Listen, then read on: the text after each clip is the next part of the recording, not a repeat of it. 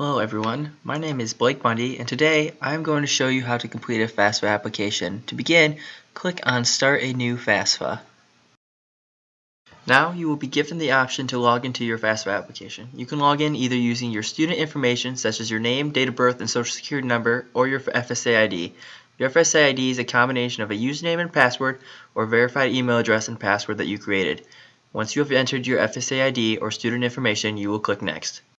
You will then be sent to a disclaimer page such as the one that is shown here. Once you have read the disclaimer, you can scroll up and click Accept.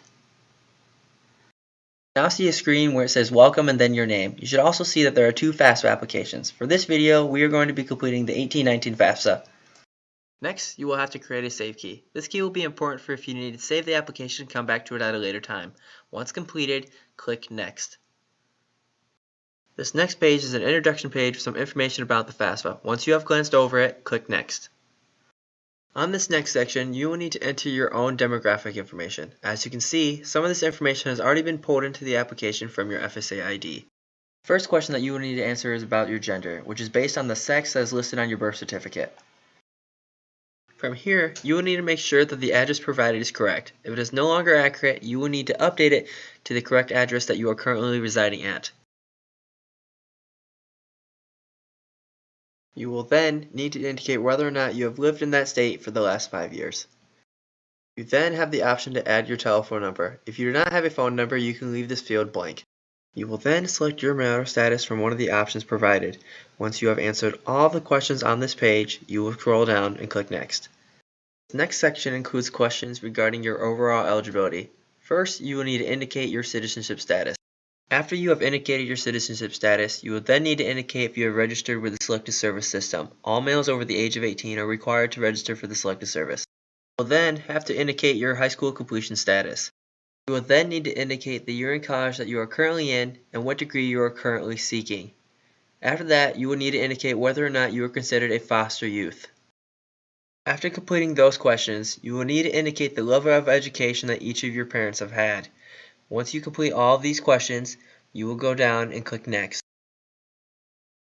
In this next section, you will need to indicate your high school's information. If you know the name, city, and state of your high school, enter that information into the search boxes. In this video, we are going to search strictly by state. Once you have entered your school's information into the search boxes, click Confirm. After you click Confirm, you should see a box that lists all the schools that matches the search criteria you have entered. You will then look for the school you graduated from on the list and click the blue select that is next to its name. Once you select the information, click the Next button. On this screen, you will now be given the opportunity to select up to 10 schools to send your FAFSA application to. You can search for the colleges by entering their federal seal code or by using the search boxes. While using the search boxes, you will need to enter a school's state, city, and name in order to get the best results. Once you have entered all this information, you will click Search, which should generate schools that match your search requirement. Once you find the schools that you want to attend, you will click the checkbox next to the name and then click Add. Once you have clicked Add, their information should be generated in the selected school box. After seeing that information, click Next. You will now be given the option to select your housing plans at the schools that you have selected to attend. Your options include either on campus, with your parents, or off campus at a different location. You will need to select what your housing plans are at each of the institutions you are possibly going to attend. After selecting your plans, click Next.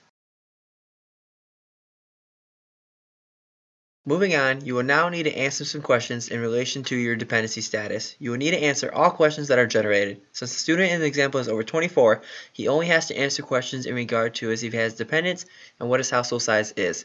Your household size is the number of people that are supported by you or your parents. The number on college includes the number of people who are actively attending or will actively attending college in 2018 to 2019. Once answering all questions, the FAFSA will determine whether or not you are a dependent or independent student. Once the FAFSA gives you your dependency status, it will give you an option whether or not to provide your parents' information. Once you have decided to provide your parents' information or not, click Next. You will now be given the option to input your tax information into the FAFSA using the IRS data retrieval tool. In order to see if you are eligible to use the retrieval tool, you will first need to indicate whether or not you have filed a return for the given tax year and what your filing status was. After answering both of these questions, you will then have to select whether or not you filed a foreign tax return. When you have answered all of these questions, the FAFSA will determine whether or not you are eligible to use the retrieval. If you are, it will generate a pop-up box like it did in this video, and you can then click on Link to IRS. It will then send you to a disclaimer screen letting you know that you are going to be leaving the FAFSA on the web and going to the IRS data retrieval site. As long as you understand what the disclaimer is saying, you can click Proceed to IRS site and it will take you to the next step in the data retrieval process. Now on the IRS site, you will see that some of your information has already been loaded in, including your first and last name, your social security number, and your date of birth.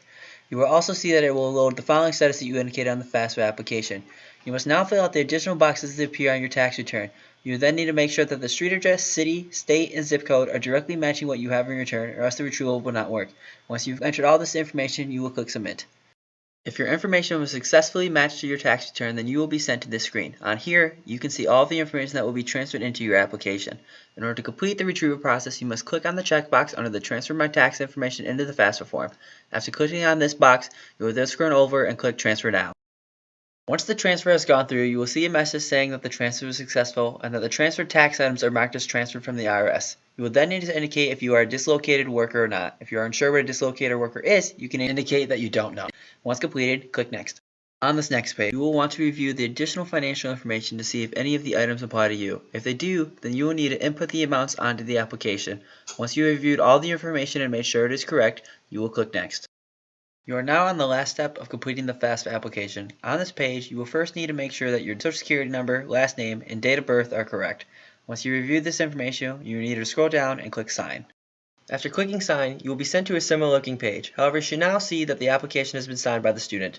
Once you see that the application has been signed by all necessary people, you can click Submit My FAFSA now.